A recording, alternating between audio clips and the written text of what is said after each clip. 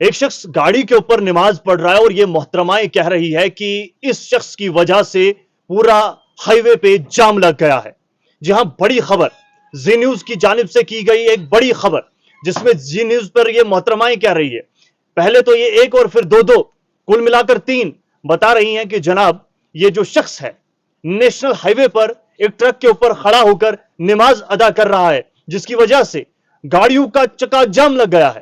تمام لوگ جو ہے گاڑیوں سے باہر آ کر اسے دیکھ رہے ہیں اور یہ بتا رہے ہیں کہ اس شخص کے خلاف کاروائی ہونی چاہیے.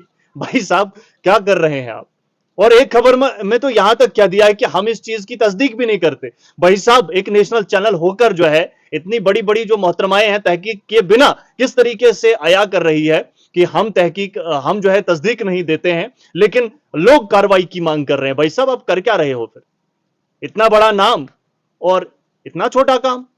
بھائی صاحب آپ کو ایک ذمہ داری دی گئی ہے، کہاں گئے وہ ایتھکس، کہاں گئے وہ قانون، کہاں گئے وہ اصول و ضوابط، کہاں گئے وہ باقی تمام چیزیں جو کرنی ہوتی ہے؟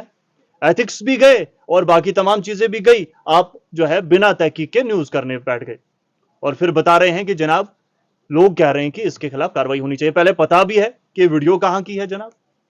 یہ ویڈیو جموں سری نگر ہائی وے کی ہے اور یہ وہ ہائی وے ہے جو ٹریفک جام کی وجہ سے ہی جانی جاتی ہے، اور ٹریفک جام پہلے کا لگا تھا اور یہ شخص جو ہے نماز پڑھ رہا تھا ماہ مقدس کے اس بابرکت مہینے میں، اپنے پروردگار کو یاد کر رہا تھا، اور آپ کہہ رہے ہیں کہ جناب اس کی وجہ سے ٹریفک جام لگا ہے. ذرا تحقیق تو کرنی تھی کہ آخرکار وجوہات کیا ہے. اتنی تو ذمہ داری بنتی ہے. اور میں یہ کہتا ہوں کہ زی نیوز کو ان اینکرز پر اور جو تحقیق کر رہے تھے ان پر جو ہے کاروائی کرنی چاہیے کہ جناب آدھی ادھوری نیوز کیوں پیش کر رہے؟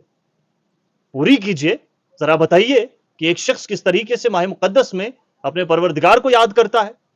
یہ ویڈیو میں نے بھی دیکھی اور میں نے بھی دیکھا کچھ لوگ لکھ رہے تھے کہ جناب یہ چھت پر چڑھنے کی کیا ضرورت آن پڑی، یہ تو سائیڈ میں بھی پڑ سکتا تھا. بھائی صاحب آپ مجھے بتائیے کہ آپ کو پتا ہے وہاں کے حالات و واقعات اس ٹائم کیا تھے؟ کم سے کم پڑھ تو رہا ہے، اپنے پروردگار کو یاد تو کر رہا ہے. یہ تو ذرا سوچئے کتنا کرٹیسائز کریں گے، کتنی تنقید کرائیں گے. تنقید برائے اصلاح ہونی چاہیے. تنقید ایسے کریں گے آپ بار بار بنا کسی چیز کو جانچے پرکھے، اور پھر ایسے ہی جو ہے نیشنل میڈیا کو گودی میڈیا کیوں کہا جاتا ہے؟ بہت لوگ کہتے ہیں وجہ یہی ہے، جب بھی آپ توڑ مروڑ کر کسی چیز کو ٹارگٹ بنا کر خبر کریں گے تو پھر یہی کہیں گے لوگ. آپ بنا جانچے پرکھے کسی بھی شخص کو، کسی کمیونٹی کو یا پھر کسی بھی طریقے سے جو ہے لڑانے کی یا پھر یہ جھوٹ پھیلانے کی کوشش کریں گے تو پھر یہی لوگ کہیں گے. ان کو کیا ہے؟ ان کو خبر کرنی تھی. بھائی ایک شخص مل گیا نماز پڑھتے ہوئے اور بتا دیا کہ ہائی وے جناب علی بلاک کرتی ہے. بھائی صاحب کچھ چیزیں جو ہے بغیرت ثابت ہوتی ہے، کچھ چیزیں جو ہے حد ہوتی ہے ہر ایک چیز کی.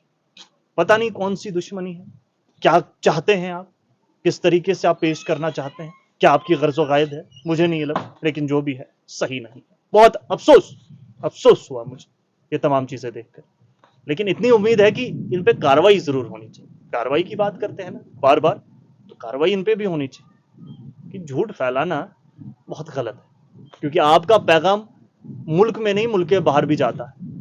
اور کتنے ایسے لوگ ہوں گے جن بیچاروں تک یہ صحیح بات کیا تھی کیا نہیں تھی یہ بھی نہیں پہنچ پائے، اور آپ نے اپنے حساب سے چلا دیا. آپ کو علم نہیں ہے کہ سوشل میڈیا کی وجہ سے کیا کچھ ہو سکتا ہے اور کیا ہوتا ہے، یا پھر شاید آپ کو بہتر علم ہے اور یا پھر یہ کچھ سوچ سمجھ کر رہے ہیں آپ.